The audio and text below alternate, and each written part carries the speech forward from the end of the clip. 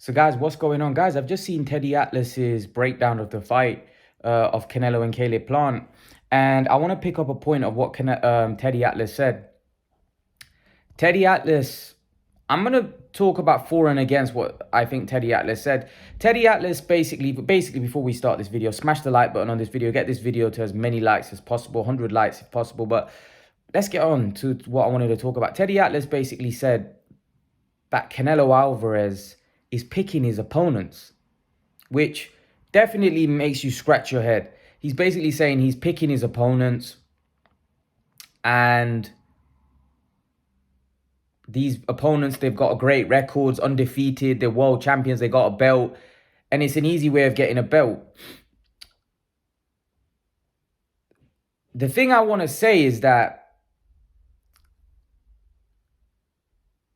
Canelo Alvarez is fighting champions. What else do you want him to do? Who is there that Teddy Atlas would want to see Canelo fight where he'll think that's a competitive fight, or that's a dangerous fight, or that's a fight at 160 or 168? Who is it that Teddy Atlas would like to see him fight? Because he never mentioned any names, I don't think. I didn't watch the whole podcast. He maybe said some names after, but I didn't hear him mention any names on who he would like Canelo to fight, and who are competitive fights, and who are fights that he's avoiding, or who, like, he's fought the champions, right? He's fought the champions and he's beat the champions.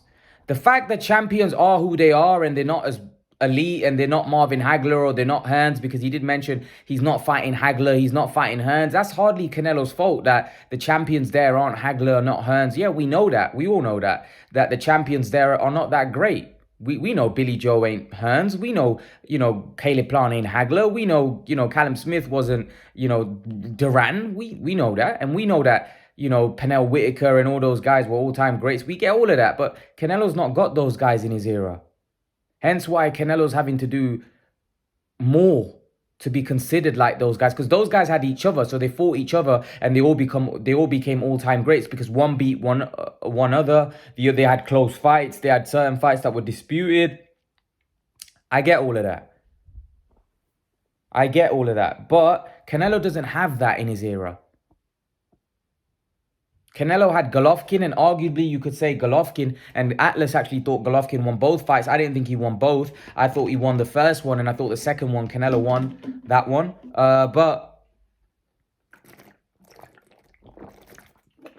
the problem Canelo and Golovkin have is that they don't really have those type of competition that those guys had. So you've got to feel sorry for Canelo in a way, because he may have beaten some of those guys in his prime, but he hasn't got those type of fighters in his era.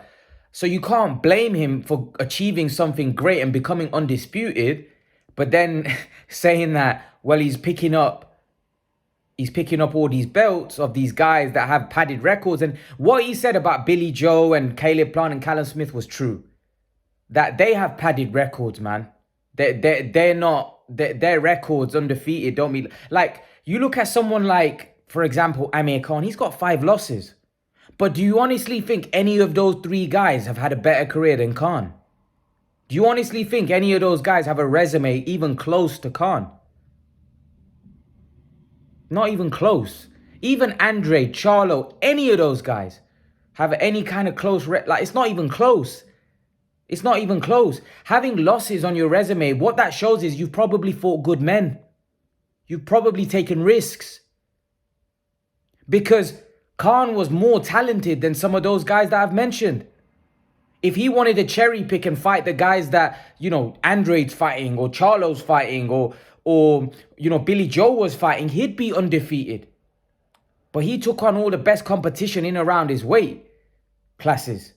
Hence why he has certain losses. But Miguel Cotto has 6 losses. Shane Mosley has so many losses. Pacquiao has 8 losses. Many other great fighters, because they took on the best. And what Teddy Atlas said about those guys having padded records, he's spot on. I've said it, that those guys weren't ready to fight Canelo Alvarez. They didn't have the experience. They didn't have the resume. When you're going in a ring with someone as experienced as Canelo Alvarez, you need to have championship level fights. You need to have fights against proper men, proper top fighters. And neither of those guys did. They well built up and they got to that point, to get to that point, as Teddy Atlas pointed out, to get to that Canelo fight. They were well built up to that point. But then they could go no far because their ability and their talent and their experience could only take them so far. And this is the point I'm trying to make to people, that I've said this a lot about these fighters, that Charlo, even Andrade, like, these guys aren't fighting. They haven't got the experience. So when they come up against someone like Canelo, it's a whole different level. It's a whole different level. So Canelo Alvarez isn't picking his opponents. It's just that that's what he's fighting. Now, who is it that Teddy Atlas thinks is a tough matchup for him? Does he think that Canelo needs to fight that will solidify his greatness, or he's not picking an opponent? Like, who does Canelo have to fight? Because let me be honest with you, there isn't anybody. There isn't anybody.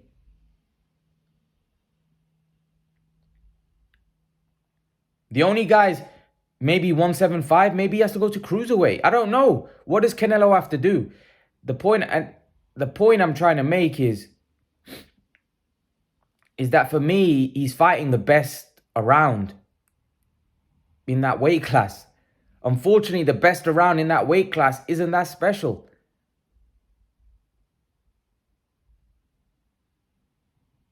Because as great as Canelo is, when you fight other great fighters, it's always close. Look at the Golovkin fights. They were close, both of them. Because when you step up against somebody that's elite like yourself, it's always going to be like that. It's very, very, very unrare that you get two elite fighters and it turns out to be, one-sided. Generally, they both give it their all because they're both on similar levels. They're both elite. So I will say this though, Teddy Atlas made another point, that a lot of these guys that are fighting Canelo, they don't really have a chance to win. I agree with that. They don't really have a chance to win because Canelo, it's going to be very difficult to get a decision against Canelo. He's so skilled, such a good fighter. And then on top of that, if it's close, he probably gets the nod. That aside, these guys don't really have the style. They don't really have the style to beat Canelo. They have no power. They have no power. I keep banging on about it. They have no power. They have no power whatsoever. He's literally walking them down. And Teddy Atlas mentioned that as well, that they have no power. He's got nothing to be worried about. He keeps cutting off the ring, walking them down. And eventually he's going to get him. Those guys haven't really got... When you think about it, Plant... I even said to you guys, I don't think Plant has a chance to win. Billy Joe doesn't really have a chance to win. Even Callum Smith, everybody thought is hype, but they didn't really have a chance to win. There's no chance to win. Like a Beterbiev fight, I look at that fight and I think, wow, that's a great fight because Beterbiev could win that fight. I don't look at the Plant fight and think Plant can win. I don't really look at the Billy Joe Saunders fight and say they can win. I try to make reasons why they can win, but you guys know that I'm pushing. I'm reaching. I don't really believe it when I'm saying it. Like with Beterbiev, I would love to see Canelo win that fight. But the point I'm trying to make, that would be a fight where if you're a Canelo fan, you'd be go, whoa, this is a proper fight. This is a fight that, whoa, he could lose this one. And there haven't been a lot of those type of fights because there isn't really anyone around. And that you could put to Canelo, how great Canelo is and how much he's better than his competition right now. And the fact that the level of competition isn't, there isn't an Andre Ward. There isn't a Joe Calzaghe. There isn't a, Roy Jones. There isn't those guys. And that's not Canelo's fault. But that's just what it is right now. That's just what Canelo, unfortunately, and that's why Canelo's having to, you know, go above and beyond. He's having to go and fight at the, maybe cruiserweight, maybe light heavyweight, because he wants to keep challenging and keep proving that he's one of the greats. Because the competition is just not there. And I was saying the other day that Canelo hasn't really got any super fights anymore. Maybe Golovkin would be a super fight because of the history that they've got. But apart from that, even Beterbiev, it's not a super fight. Benavidez, it's not like every fight with Canelo is massive. No matter who Canelo fights, it's a massive fight. But are they really super fights? Are they really fights that, like when we Canelo Golovkin, that was a super fight. Like Mayweather Pacquiao, that was a super, like Canelo Benavidez or Canelo Andrade or Canelo Beterbiev. Are these really super fights? I don't think so. They're super fights in the sense that because it involves Canelo, but they're not really super fights.